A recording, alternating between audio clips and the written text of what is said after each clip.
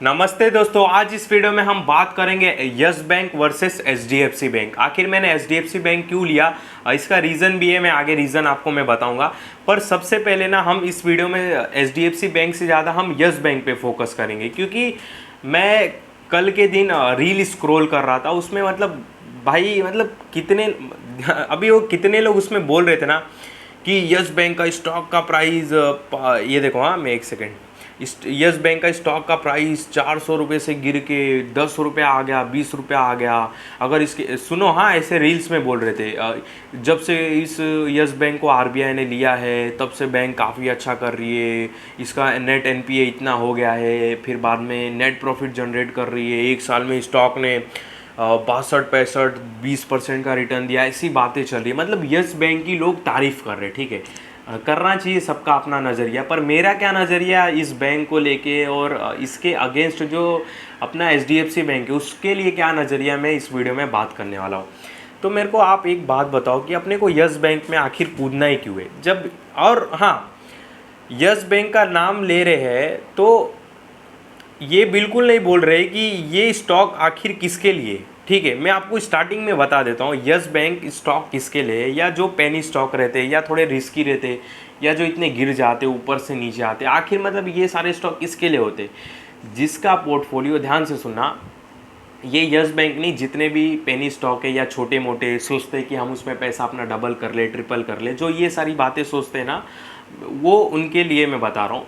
तो ये जो पेनी स्टॉक, यस बैंक, ये सारे स्टॉक उनके लिए है जिसका पोर्टफोलियो 50 लाख का है और वो 45 लाख रुपीस के काफ़ी अच्छा उनका पोर्टफोलियो है। 50 लाख में से उनका जो 45 लाख का जो पोर्टफोलियो है ईटीएफ में है, अच्छे बैंक्स में है, टॉप बैंक्स में है, अच्छे इंफ्रा स्टॉक में है, अच्छे म्यूचुअल फंड्स में है, फार्मा के ईटीएफ में है, फार्मा की कंपनी में। बोलने का मतलब है कि 50 लाख में से जो 45 लाख का उनका इन्वेस्टमेंट है काफ़ी सेफ जगह है। ठीक है, और काफ़ी अच्छे प्रॉफिट में बैठे। और बाकी जो 4-5 लाख रुपया उनको एक रिस्क टाइप का खेलना है, मतलब एक पैसा डबल करना है, 5-6% स्विंग से निकालना है। स्विंग से हमको 5-6% निकालना है, जिसकी मार्केट में डेली बात होती है, जैसे कि यस बैंक, इसमें हाई वॉल्यूम रहते हैं। थोड़ा सा न्यूज़ आता है तो ऊपर चला जाता है, थोड़ा सा बेकार न्यूज़ आएगा तो नीचे चला जाता है। एक्चुअली ये स्टॉक उनके लिए, ठीक है, उनके पास 4-5 लाख रुपया पड़े हैं, वो अपने 4-5 लाख से टाइम पास कर रहे हैं। जैसे कि मान लो कि 20 में उठा के 22 में बेच दिए, अच्छी क्वांटिटी में लिए, 22 में उठा के 26 में बेच दिए, 18 में उठा के 20 में बेच दिए, 20 में उठा के 30 में बेच दिए। ये सारे लोगों के लिए स्टॉक है। तो क्या आपका पोर्टफोलियो उतना बड़ा है? मेरे को आप बात बताओ। आपका पोर्टफोलियो है 3-4 लाख रुपए का, 2 लाख रुपए का, जिसमें से आप 50-60 हज़ार रुपये के ये ले लोगे तो आपका भाई बेड़ा घर की होगा, समझे। अब मैं बताऊंगा कंपेरिजिंग यस बैंक और एचडीएफसी बैंक का, पर पहले थोड़ा बेसिक सुन लो। अभी अगर मान लो कि अपने घर का अगर बेस मजबूत है, ठीक है, अपने घर का अगर बेस मजबूत है तो उसके ऊपर आप कितना भी लोड डालो, ठीक है, वो घर नहीं हिलने वाला है। पर बेस ही कमज़ोर है और उसके ऊपर आप बहुत लोड डालोगे तो वो घर हिलने लगेगा, ठीक है, घर की छतें गिरने लगेगी। सेम पोर्टफोलियो रहता है। अगर हमारा पोर्टफोलियो मजबूत है, यानी कि जो 50 लाख में से 45 लाख का जो पोर्टफोलियो वो मजबूत है, एकदम टाइट है, उसमें से हमको प्रॉफिट आ रहा है, ठीक है, उसके ऊपर जो 5 लाख का अगर हमारा ख़राब इन्वेस्टमेंट भी होता है ना 5 लाख का, तो इस 45 लाख को कुछ नहीं फ़र्क पड़ेगा, क्योंकि वो 45 लाख का पोर्टफोलियो हमको जनरेट करके दे देगा उतना पैसा। तो अगर ये हमारा 45 लाख का पोर्टफोलियो मजबूत रहेगा तो उसके ऊपर 5 लाख का पोर्टफोलियो कुछ असर नहीं करेगा अगर वो लॉस में भी जाता है। तो इसके लिए बोलता हूँ पहले पोर्टफोलियो मजबूत बनाओ, अच्छा बनाओ, अच्छी कंपनियाँ भरो। बाकी जो छोटे मोटे पैसा बचे उससे आप स्विंग ट्रेडिंग करो। Swing trading means not option buy और कॉल, मतलब आप जैसे 20 में उठा के 22 में बेच दो, 22 में उठा के 23 में बेच दो, निफ्टी विफ्टी की कंपनियाँ पकड़ो, 1000 में उठा के 1100 में बेच दो, बाकी वो पैसे से आप ये करो, ठीक है। पर अपना जो बेस है, जो पोर्टफोलियो का बेस है, वो स्ट्रॉन्ग बनाओ, उसके ऊपर के अमाउंट का आप कुछ भी करो, ठीक है। पहली बात तो ये क्लियर हो गया। अब सेकंड आप आ जाते हैं यस बैंक पे। तो इसका बोलते हैं कि प्रॉफिट हो रहा है, जो पेमेंट बैंक है उसमें यस बैंक का 45% का हिस्सेदारी है और पेटीएम के साथ पार्टनरशिप किया है, पेटीएम के जो कस्टमर बेस है इसको भी इफ़ेक्ट होएगा। भाई क्या अलग अलग बातें करते हैं, मतलब बहुत हंसी आती है। भाई ये आरओई देखो 3 का, इसका सेल्स ग्रोथ लास्ट 3 ईयर का -140। अगर मैं भाई मतलब ये बताने में भी मेरे को कैसा तो लग रहा है। अभी मैं आपको यहाँ पे दिखाऊं, नेट प्रॉफिट देखो, 2021 में 3,500 करोड़ का लॉस, 2023 में 736 करोड़ का लॉस, ठीक है। नेट प्रॉफिट इतने अप एंड डाउन है, ठीक है, माइनस प्लस माइनस प्लस। अरे नेट एनपीए बताते हैं, अरे नेट एनपीए ठीक है, एक से कम होता है, अच्छी बात है। अरे नेट प्रॉफिट भी देखो, और नेट प्रॉफिट तो देखो, नेट प्रॉफिट के बाद ओवरऑल परफॉर्मेंस तो देखो इनका। सेल्स ग्रोथ लास्ट 3 ईयर का 11% रहा है, वो तो देखो। सबसे मेन होता है बैंकिंग कंपनी में आरओई तो देखो, लास्ट 3 ईयर का 3% है, लास्ट 5 ईयर का 10%, -10 है। अरे यार कौन सी दुनिया में भाई तुम वो इंस्टाग्राम वाले जीते हो। ये अभी मैं स्क्रॉल करूँगा ना, अभी मिल भी जाएंगे एक दो ऐसे। ये मैं देख रहा हूँ ना 2-3 दिन से वीडियो वैसे तो आ रहे यहाँ पे, ठीक है। एक बात, ये देखो, अच्छा हुआ कि 3 दिन पहले ही स्विंग ट्रेड। नमस्कार सर, वरना ये नमस्कार मैं सर, इनका अच्छा नाम हुआ नहीं कि लेना नमस्कार चाहूँगा, सर, इन्होंने ही बताया था यस बैंक के बारे में, ठीक है। बहुत सारे आपको ऐसे मिल जाएंगे, ठीक है।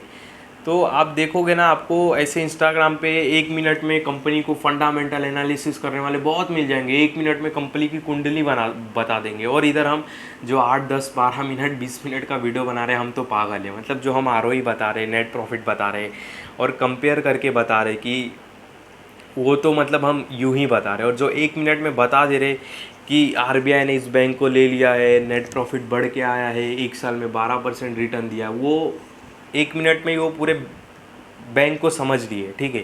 अरे यार क्या बात करते हो आप। यहाँ पे मैं बाकी देखो ना, आरओई देखो, आरओसी देखो, ओवरऑल हम सबसे मेन आरओई देखो, कुछ नहीं है भाई।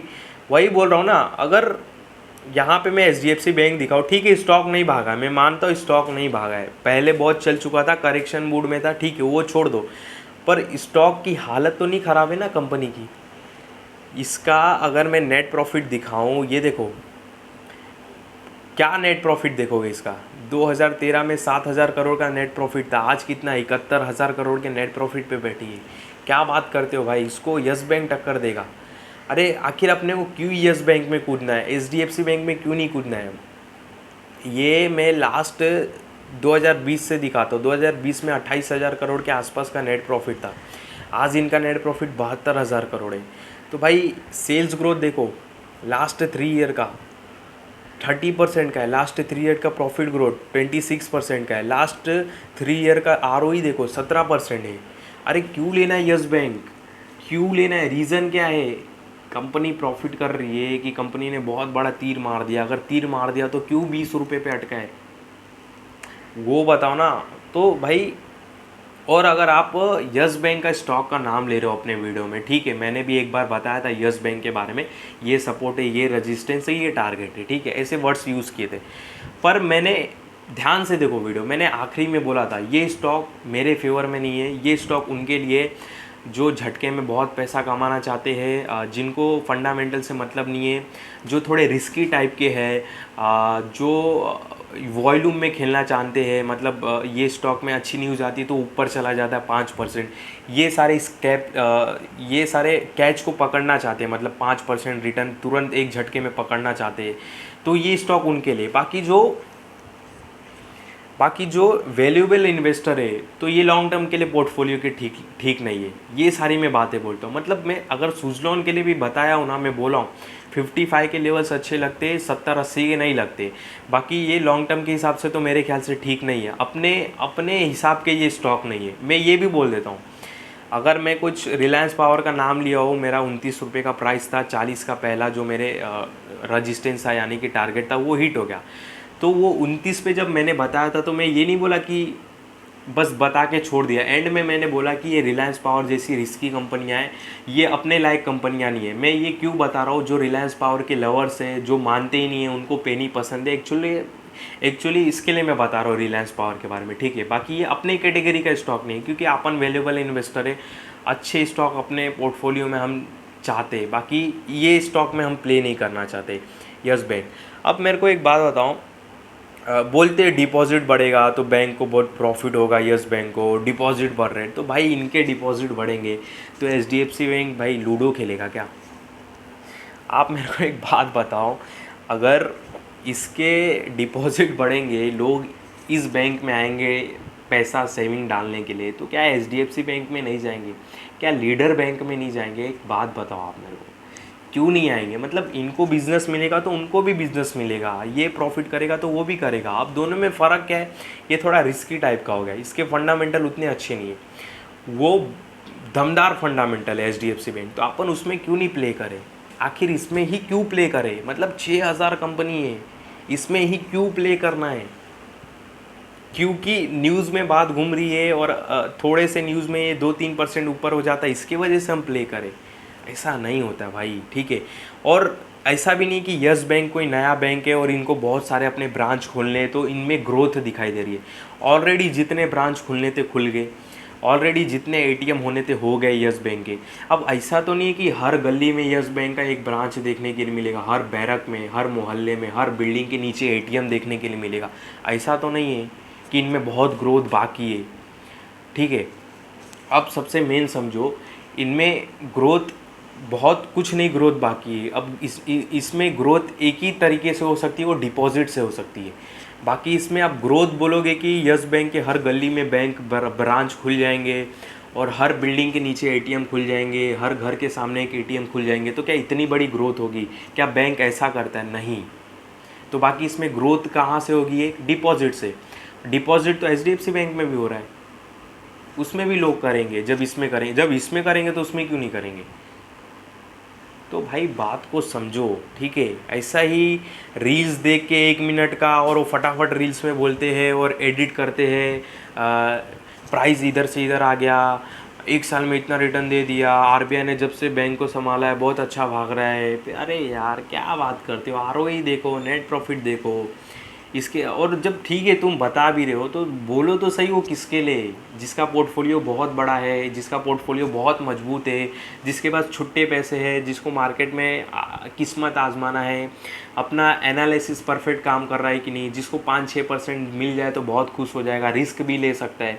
आप वो भी तो बोलो ये स्टॉक उसके लिए। ऐसा ही मतलब मत बोल दो बस कि बहुत तारीफ़ कर देते ना, बहुत मतलब वो लगता है कि मतलब, क्योंकि और सामने वाला बंदा ये देख के ना नीचे कमेंट बॉक्स में करता भी है, थैंक यू, वाह, इसी एनालिसिस का इंतज़ार था, ऐसे ऐसे कमेंट करते कि इस वीडियो का तो बहुत इंतज़ार था, हाँ आने वाले टाइम में बहुत ग्रोथ है। मतलब 1-2 लोग के मुंह से भी सुनाओ कि यस बैंक ज़बरदस्त ग्रोथ देगा। अरे ग्रोथ देगा, ग्रोथ क्यों देगा? क्योंकि डिपॉजिट होगा, बैंक लोन प्रोवाइड करेगा, तो वो सारी सर्विसेज तो एचडीएफसी बैंक भी करती है, आईसीआईसी बैंक भी करती है, एक्सिस बैंक भी करती है, जबकि इनसे अच्छी फंडामेंटली स्ट्रॉन्ग कंपनियां हैं। एचडीएफसी बैंक के बिना इंडिया नहीं चल सकता, डूब जाएगा तो इंडिया डूब जाएगा। इतना उन्होंने एफडी का पैसा, ईटीएफ का पैसा, लोगों का पैसा रखा है अपने पास, तो सरकार इनको नहीं डूबने देगी। एक बात ध्यान दो, अब सरकार तो एक्चुअली किसी भी बैंक को नहीं डूबने देगी, पर एचडीएफसी जैसी अव्वल दर्जे की बैंक, मतलब भाई अलग तरीके का एक बैंक है, इसको मतलब हल्के में नहीं लो आप। मतलब क्या है ना, यस बैंक बोलते ना बहुत अच्छा है, ग्रोथ दे रहा है, और उसके बाद में जब लोग एचडीएफसी बैंक को भूल जाते हैं, लोग थैंक यू भी करते कमेंट, तो अच्छा नहीं लगता।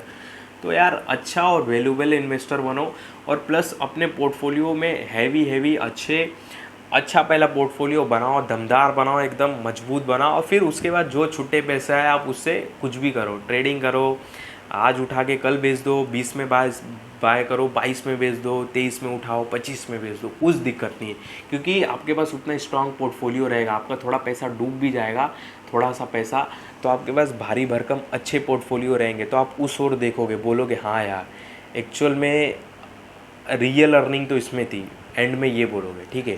तो इस वीडियो में कोई भी बाय सेल का कॉल नहीं है, बाकी मेरे किसी भी वीडियो में बाय सेल का कॉल नहीं रहता, इस बात का ध्यान देना। जो भी मैंने आपको बातें बताई केवल अभी समझाने के लिए बताई, और मेरे किसी भी वीडियो में बाय सेल का कॉल नहीं रहता, इस बात का बहुत बहुत ध्यान देना।